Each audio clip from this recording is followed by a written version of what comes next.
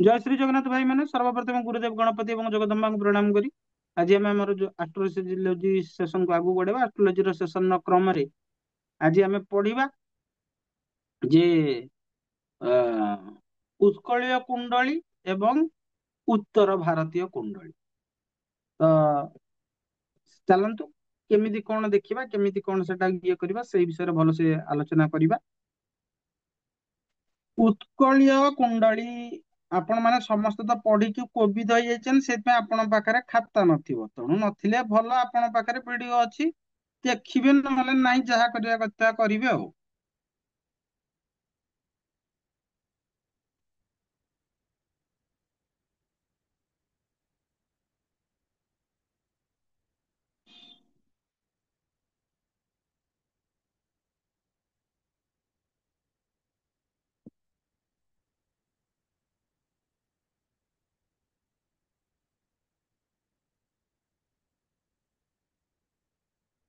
आपण माने गोटिए जिनिस भलो से मन रखन उत्कलीय कुंडली केंद्र गोटिए पॉइंट हला राशि स्थिर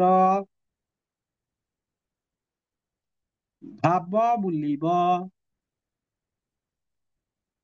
ए पॉइंट नोट करनी नॉर्थ इंडिया रे कोन ना भाव स्थिर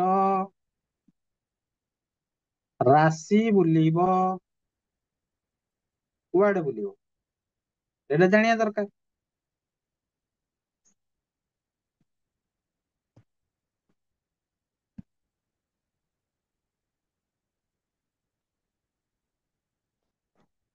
एबे हमें सियर हे गेले क्लियर हे गेले की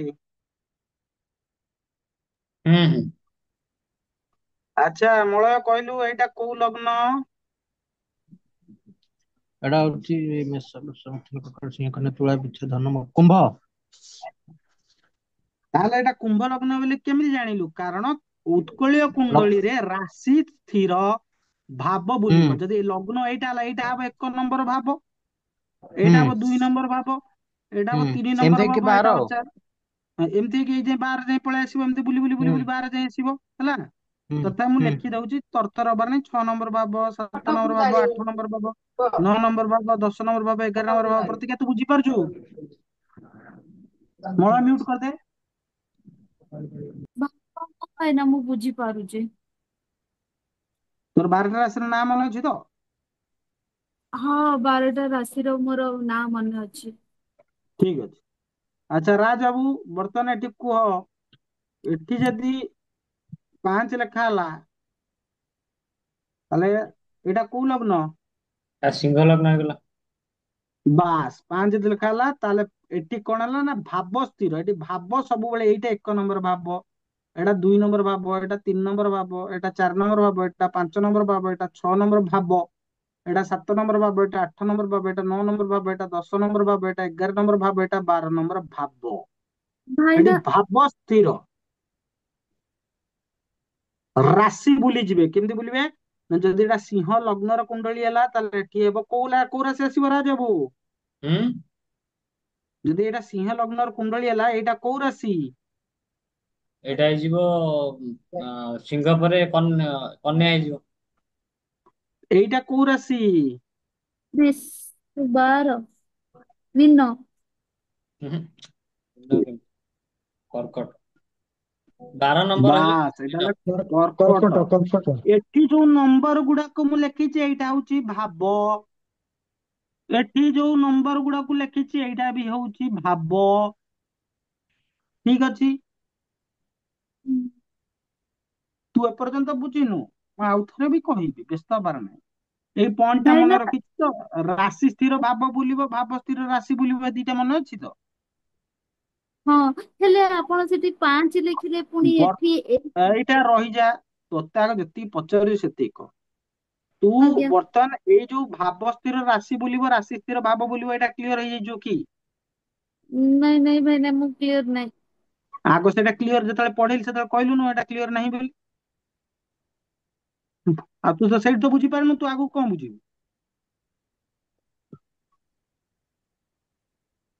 ଏଇଟା ଉତ୍କଳୀୟ କୁଣ୍ଡଳୀଟି ଆଜ୍ଞା ଏଇଟା କୋଉ ଲଗ୍ନ କହ ଏଇଟା କୋଉ ଲଗ୍ନ?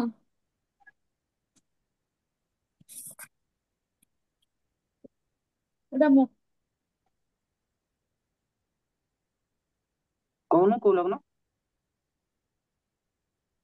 ମୀନ ଲଗ୍ନ। ମୀନ ଲଗ୍ନ ମକର ହେଇଗଲା। ଆଚ୍ଛା ମକର ହଉ। ମକର ମକର। ଆଚ୍ଛା, ମକର ଲଗ୍ନ। ରାଜ ବେଟା ମକର ଲଗ୍ନ ତ? ନା। ହଁ। ଆଁ ମକର କେ- କୁମ୍ଭ କେ- ମୀନ ସେଠି ହଁ। କେମିତି ଜାଣିଲ ଏଇଟା ମକର ଲଗ୍ନ ବୋଲି? କାରଣ ରାଶି ଫିକ୍ସ ଏଠି। ଏଠି ରାଶି ଫିକ୍ସଡ। ଏଇଟା ସବୁବେଳେ ମେଷ ରାଶି ହବ, ଏଇଟା ସବୁବେଳେ ବୃଷ ରାଶି ହବ।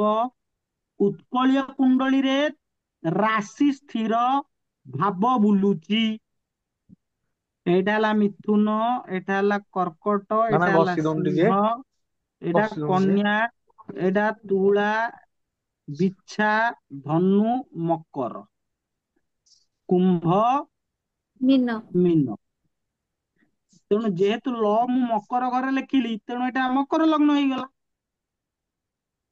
ଆଚ୍ଛା, ଉତ୍ତର ଭାରତୀୟରେ କଣ ହେଲା? ହୁଁ। ଏଠି ମକର ଲଗ୍ନ ହେଲେ କଣ କରିବାକୁ ପଡିବ? 10 ଲେଖନ୍ତୁ। ନା ମୁଁ ଏଇଠି ଲେଖିଦେବି 10। ହୁଁ। ଏଟା 10 ନମ୍ବର। ଏଇଠି କଣ ଭାବ ସ୍ଥିର, ରାଶି ବୁଲିବ। ତେଣୁ ମୁଁ ଯୋଉ ମକର ଲଗ୍ନ ହେଲା ବୋଲି, ମକର ଲଗ୍ନ କେତେ ନମ୍ବର ରାଶି? 10 ନମ୍ବର। 10 ଆରେ ନମ୍ବର ମକର ଏଟା ଲଗ୍ନ କେତେ ନମ୍ବର ରାଶି? 10 ନମ୍ବର। 11 ତାହେଲେ ନମ୍ବର। ଏଠି 10 ଲେଖିଦେଲି। ତାହେଲେ ଯଦି ଏଠି 10 ଲେଖିବି, ଏଠି କେତେ ନମ୍ବର ରାଶି ହବ? 11 ଏଇଟା କେତେ ହବ? 12 ଏଇଟା କେତେ ହବ? 13। 1 ନା 1 ଆଚ୍ଛା, ତାପରେ 2, 2 3, 3 4, 4 5, 5 6, 6 7, 7 8, 8 9 10। ନାଇଁ ନାଇଁ 10 9, ଅଛି। 10। ତେଣୁ ହୁଁ। ଏଠି ଯଦି ମୁଁ ଏଠି 1 ଲେଖିବି, ଏଠି 1 ଲେଖିଲି, ଏଠି 2 ଲେଖିଲି, ଏଠି 3 ଲେଖିଲି, ଏଠି 4 ଲେଖିଲି, ଏଠି 5 ଲେଖିଲି, ଏଠି 6 ଲେଖିଲି, ଏଠି 7 ଲେଖିଲି, ଏଠି 8 ଲେଖିଲି, ଏଠି 9 ଲେଖିଲି, ଏଠି 10 ଲେଖିଲି, ଏଠି 11 ଲେଖିଲି, ଏଠି 12 ଲେଖିଲି।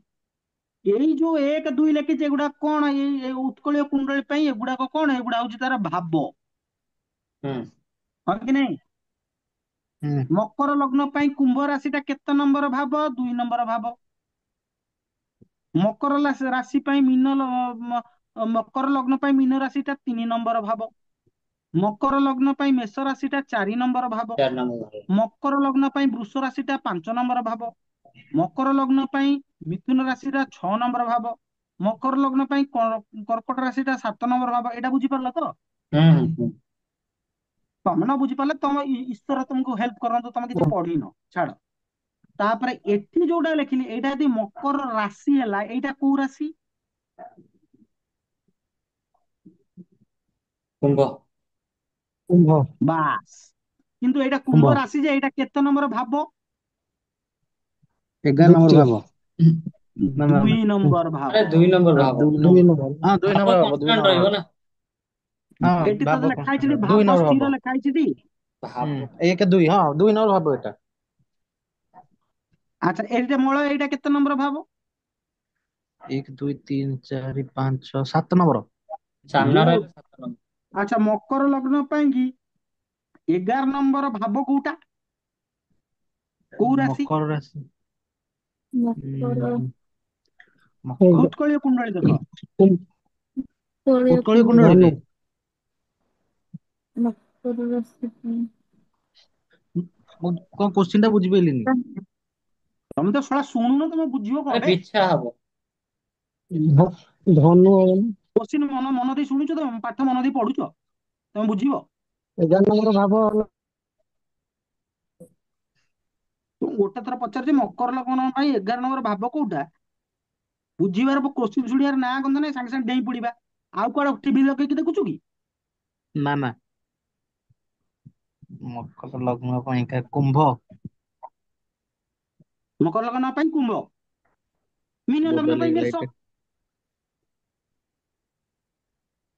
ତମେ ପଢନି ବେ। ତା ପୂର୍ବଟା ତା ପୂର୍ବ ଭାଗ। ହଁ। ମକର ଲଗ୍ନ ପାଇଁ କି 11 ନମ୍ବର ଭାବ କୋଉ ରାଶି କୁହ?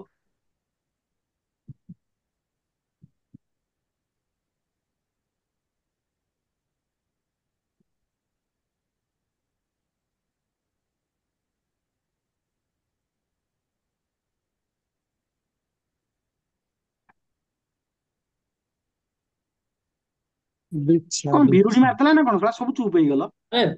ମଳେ ବିଛା କହୁନ। ବିଛା ବିଛା ବିଛା ରାଶି ହଉଛି ମକର ଲଗ୍ନ ପାଇଁ 11 ନମ୍ବର ଭାବ,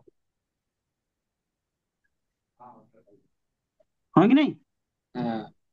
ତୁଳା ହଁ ଆଚ୍ଛା, ବିଛା ହଁ। ଏଇଠି ମକର ଲଗ୍ନ ଅଛି ନର୍ଥ ଇଣ୍ଡିଆନ କୁଣ୍ଡଳୀରେ, ଏହାର 11 ନମ୍ବର ଭାବ କୋଉଟା? ଏଇଟା ନା ନାଇଁ? 8 ନମ୍ବର। ଏଇଟା ହେଲା 8 ନମ୍ବର ରାଶି, ଏଇଟା ହେଲା ବିଛା ରାଶି, ଭାବ ନମ୍ବର 11। 11। ଦେଖ ଏଠି ଭାବଟା କଣ ହେଇଛି, ଏଠି ବୁଲିଛି, କିନ୍ତୁ ଏଠି ଯୋଉ ଲଗ୍ନ ହବ ଲଗ୍ନ ଏଠି ଯୋଉ ଲଗ୍ନ ହବ ବି, ଯେକୌଣସି ଲଗ୍ନ ହବ, ଏଠି ସେ 11 ନମ୍ବର ଭାବଟା ଚେଞ୍ଜ ହବ ନାହିଁ। ହେଲେ ସେଇଟା କେମିତି, ସେଟା ଆମେ ଦେଖିବା। ଠିକ ଅଛି ନା? କାରଣ ତମେ ତ ମହାନ ପଣ୍ଡିତ ସବୁ, ପିଇ ଦେଇଛ ସବୁ ଆଷ୍ଟ୍ରୋଲୋଜିକୁ, ବେସିକ୍ସ ମନେ ରଖିବନି, ଆଉ ତମେ ଆସିବ ଜୀବନଟା ଖାଇଦବ ହବ। ଆମକୁ ପଢାଅ, କ୍ଲାସ ହବନି? ହବ, ହେଲେ ଆମେ କିଛି ପଢିବୁନି। ପଢିଲେ ଆମକୁ ନାରାୟଣ ଗୁଡେ ଗୁଡେ ବାଡେଇବେ ନା, ମନା କରିଛନ୍ତି ପଢିବାକୁ। ମଳୟ କହ, ଯଦି କର୍କଟ ଲଗ୍ନ ହବ ମୁଁ 4ଟା କୋଉଠି ଲେଖିବି? କର୍କଟ ଲଗ୍ନ। ହୁଁ, ଉଁ, କର୍କଟ ଲଗ୍ନ ହେଲେ ଏଠି 4 ଲେଖିବି ନା ଏଇଠି 4 ଲେଖିବି? ମେଷ ବୃଷ ମିଥୁନ କର୍କଟ, ସେପଟେ ସେପଟେ ତାପରେ ଆରପଟେ। ଏଇଠି ନା ନା, ଏଇଠି ଲେଖିବି 4, 1 2 ଆଉ 3 4, ନା ନା ନା ନା। ଏଇଠି ଲେଖିବି? ହୁଁ। ଓଃ, ଲଗ୍ନ ଘରଟା ଗୋଟାଏ ଜାଗା। କର୍କଟ ଲଗ୍ନ ହେଲେ ବି ଏଇଠି 4 ଲେଖିବି। ସମଝ, ସେଇ ଜାଗାରେ ଚାଲେ। ଆଁ ଯଦି ମୁଁ କନ୍ୟା ଲଗ୍ନ ହବ ତାହେଲେ କୋଉଠି ଲେଖିବି? ତାହେଲେ ଏଇଠି ଲେଖିବି 6। ଯଦି ବିଛା ଲଗ୍ନ ହବ କେତେ ଲେଖିବି? ଏଇଠି ଲେଖିବି 8। ହୁଁ। କାରଣ ଭାବ ବୁଝିହେଲା ସ୍ଥିର ବୁଝିହେଲା। ରାଶି ବୁଲିବ। ହଁ ହଁ, ବୁଝିହେଲା ଏଥର। ହଁ ତୁ ସବୁ ବୁଝେଇଛୁ, ମୁଁ କାଲି ପଚାରିବି, ଦେଖିବା କେମିତି କହିବୁ। ଆମ କୋଶ୍ଚିନ୍ ଟା ବି ଲେଖିକି ରଖିଦଉଛି। ହଁ ହଁ, ତୁ ଲେଖିକି ରଖ, ତାପରେ PhD କର, କୋବିଦ କର, କରିକି କହିବୁ ଆଉ। ତେବେ ଆମେ ଜାଣିଲେ ଉତ୍କଳ କୁଣ୍ଡଳୀ ହିସାବରେ ରାଶି ସ୍ଥିର ଭାବ ବୁଲିବ, ଭାବ ସ୍ଥିର ରାଶି ବୁଲିବ। ଯୋଉମାନେ ବୁଝିପାରୁନ ସେମାନେ ଟିକେ ଗୋଟେ ଗୋଟେ କାମ କର, ରାତିରେ ଶୋଇବା ପୂର୍ବରୁ ବହୁତ ଭଲସେ ପାଣି ପିଅ, ସକାଳୁ ଉଠି ପାଠ ପଢିବ, ହେଲା ନା? ଆଉ ତମେ ଯଦି ମୋବାଇଲ ଦେଖି ଷ୍ଟାଇଲ ମାରି ଖାଲି କ୍ଲାସ କରିବ, କିଛି ହବନି। ଇଏ ଜନ୍ମ ଜନ୍ମାନ୍ତର ଯେ ମୁଁ ପଢଉଥିବି ନା ପଢୁଥବ।